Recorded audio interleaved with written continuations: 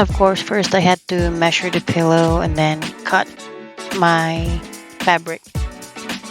Whatever the size of the pillow, I made plus 1.5 inch.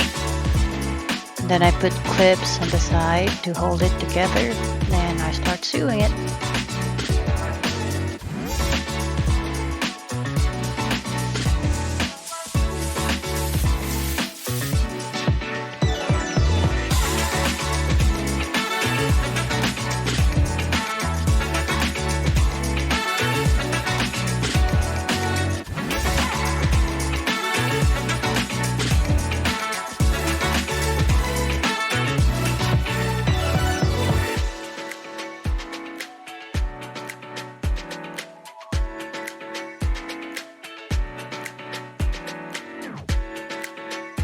This actually turned out great, as this was my first time making one.